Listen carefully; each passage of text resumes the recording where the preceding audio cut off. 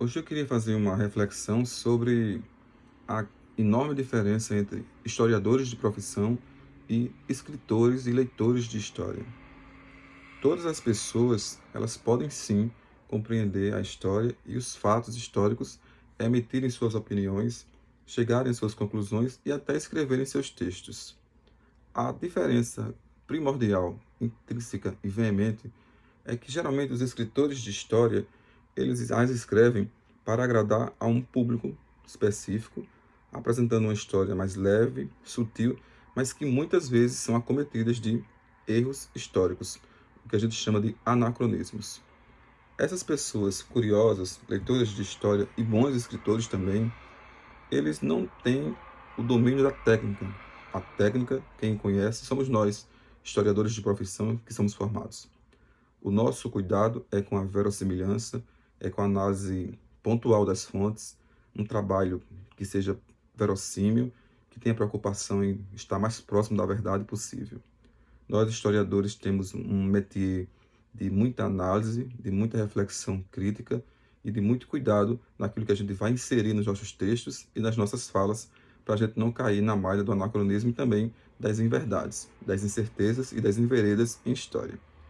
Os grandes escritores de história, os leitores atentos, que se julgam historiadores, eles escrevem para um grande mercado publicitário e, muitas vezes, e quase geralmente, estão acometidos de muitos erros históricos. Pequenos erros que passam despercebidos, mas que, como eles não são historiadores de profissão, eles não têm a profundidade de analisar os detalhes. Eu vou dar aqui um exemplo. Nas novelas da Globo, que tratam do período colonial, geralmente se vê beijo na boca, que era uma coisa improvável de acontecer na colônia, mulheres com os cabelos soltos, as mulheres andavam sempre com os cabelos presos, mulheres de cabelos soltos eram tidas como loucas e procuradas. Então, esses pequenos detalhes que fazem a diferença do processo verossímil. Os historiadores são os responsáveis e especialistas em escrever a história. Muitas vezes os textos dos historiadores são difíceis, são caudalosos, são densos, porque a história é explicada de uma forma nós temos uma forma de escrever o processo pautado em critérios organizacionais. Os escritores de história e leitores estão para escrever aquela história linda, curta, mercadológica. É muito triste porque um mergulha na área do outro.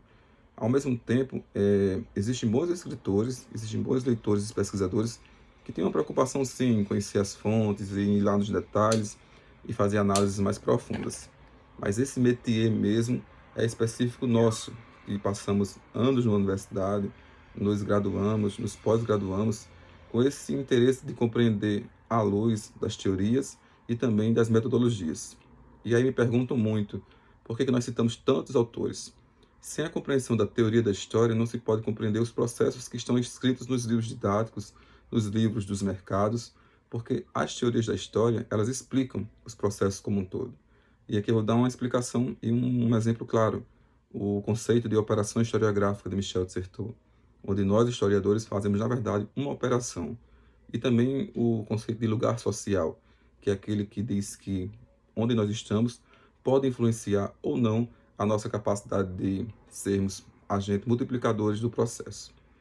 Então, que fique bem claro, os jornalistas, os curiosos que escrevem sobre história, tudo bem, a gente lê, porque a gente tem que ler para encontrar os erros que não estão no processo de técnicas dos historiadores. E nós, historiadores, somos muito traças para encontrar erros primários que passam despercebidos, mas que o grande público acaba não encontrando. Cada vez mais, professores de história têm se debruçado sobre essa técnica de escrever também. É o caso da professora Mel Del Priori, que deixou seus estudos e seus trabalhos na USP de São Paulo para escrever livros e é uma das autoras mais vendidas do Brasil.